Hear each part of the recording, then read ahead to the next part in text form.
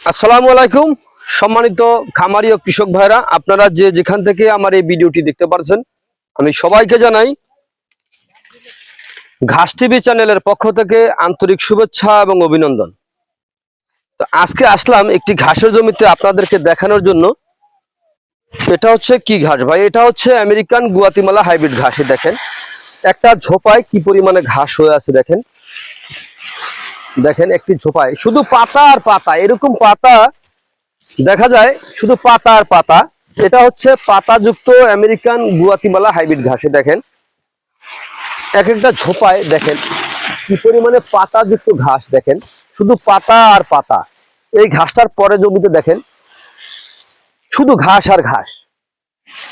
এটা হচ্ছে American Guatemala hybrid ঘাস। এই ঘাসটা এখন বর্তমানে বাংলাদেশ না, সমগ্র বিশ্বের সেরা ঘাস। এই ঘাসটা আপনার যে কোনো মৌসুমে আপনি রোপণ করতে পারবেন। এই ঘাসটায় পাতা হয়, প্রচুর পরিমাণে পাতা হয়। এই ঘাসে দেখা যায় ভিটামিন, প্রোটিন, ক্যালসিয়াম, মিনারেল সহ সকল প্রকার উপাদান রয়েছে। এই ঘাস খাওয়ালে দুগ্ধ জাতীয় গাভীকে খাওয়ালে দুধ বৃদ্ধি হবে, অথবা ষাঁড় গরুর খাওয়ালে মাংস বৃদ্ধি হবে। এটাই হচ্ছে সেই আমেরিকান গুয়াতিমালা 5G ঘাস।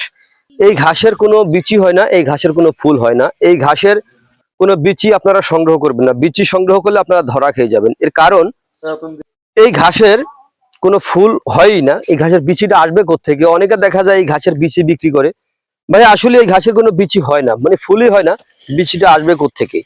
এই যে আমেরিকান গুয়াতিমালা হাইব্রিড ঘাসটা এখন বর্তমানে বাংলাদেশের সেরা ঘাসটা। এই ঘাসটা এখন বর্তমানে সমগ্র বিশ্বের সেরা ঘাস। এত পাতাযুক্ত, এত লম্বা, এত নরম, এত মিষ্টি ঘাস আর দ্বিতীয়টা বাংলাদেশে নাই। এই ঘাসটা সবচেয়ে ভালো। এই ঘাসের এক একটা পাতা হয়ে থাকে আপনার একটা মানুষের চাইতে বেশি বড় পাতা হয়ে থাকে। একটা মানুষ হয়তো 3 থেকে সাড়ে 3 হাত হয়ে থাকে।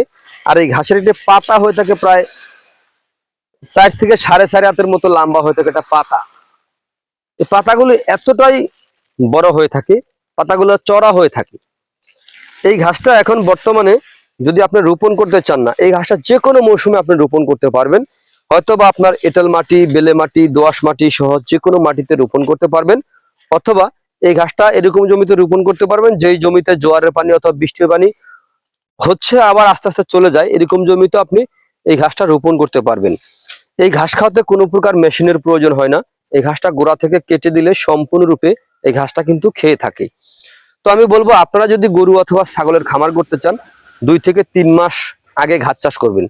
তাহলে আপনার খামারে আপনি কম সময়ের মধ্যে আপনি সফলতা অর্জন করতে পারবেন ইনশাআল্লাহ। এর কারণ ঘাসে খরচটা কম। এই ঘাসটা একবার আপনি রোপণ করবেন, কমপক্ষে 5 থেকে 7 বছর পর্যন্ত আপনি এই ঘাসটা খাওয়াতে পারবেন। তো দেখা যায় যদি বিচি থেকে যে ঘাস হয়ে থাকে, সেই ঘাসটা আপনি রোপণ করেছেন একবার অথবা দুবার কাটার পরে কিন্তু শেষ। আর এই ঘাসটা একবার রোপণ করলে 5 থেকে 7 বছরের মধ্যে জমি চাষও করতে হবে না, আর বীজও রোপণ করতে হবে না। তো আপনারা দেখেন, যদি 5-7 বছর যদি আপনি খাওয়াতে পারেন একবার জমি চাষ করি, তাহলে এটা অনেক লাভ। আর বিচি থেকে যে ঘাস হয়ে থাকে, এই হয়তো বা একবার কাটছেন অথবা তারপরে কিছু কাটতে পারবেন, তারপরে শেষ। তো দেখেন বছরে কয়েকবার জমি চাষ করতে হবে। আবার দেখা যায় কিছু সময় আছে, দেখা যায় বৃষ্টি হয় অথবা ট্রাক্টর পাওয়া যায় না, এরকম অনেক ঝামেলা। কিন্তু ওই বিচিতে ঘাসটা কিন্তু অনেক, খরচটা অনেক কম। এই ঘাস রোপণ করলে খরচটা অনেক কমে যায়। বীজের ঘাসে খরচটা অনেক বেশি হয়। কারণ ভাই বিচিটা দেখা যায় আজকে রোপণ করেছেন, হয়তো একবার কাটছেন, দ্বিতীয়বার দু একটা হবে, তার তৃতীয়বার কিন্তু ঘাস আপনার আর হবে না, শেষ। আর এই ঘাস কিন্তু একবার রোপণ করলে 5-7 বছর কিন্তু খাওয়াতে পারবেন। আমি এই জমিতে ঘাসটা রোপণ করেছি প্রায় 2 বছরের বেশি সময় হবে। তো দেখেন ঘাস কত সুন্দর ঘাস এখনো রয়েছে। তো এরকম ঘাস যদি খাওয়াতে চান, তাহলে আমার স্ক্রিনে দেওয়া নাম্বারে যোগাযোগ করবেন। আমার এই নাম্বারে ইমো আছে, হোয়াটসঅ্যাপ আছে, চাইলে এরকম ভাবে সরাসরি দেখেও আপনারা সংগ্রহ করতে পারেন। দেখা যায় যারা বিচি বিক্রি করে তারা কিন্তু এই ঘাস চিনেই না ভাই, তারা কিন্তু এই ঘাসের জমিতে এসে এভাবে ঘাস দেখাতেও পারবে না। তো প্রিয় বন্ধুরা, আপনারা যে যেখান থেকে আমার এই ভিডিওটি দেখতে পারছেন, যদি আপনারা আমার চ্যানেলে নতুন হয়ে থাকেন, তাহলে আমার চ্যানেলটিকে সাবস্ক্রাইব করে পাশে থাকবেন। তো সকলে ভালো থাকবেন, সুস্থ থাকবেন, আল্লাহ হাফেজ।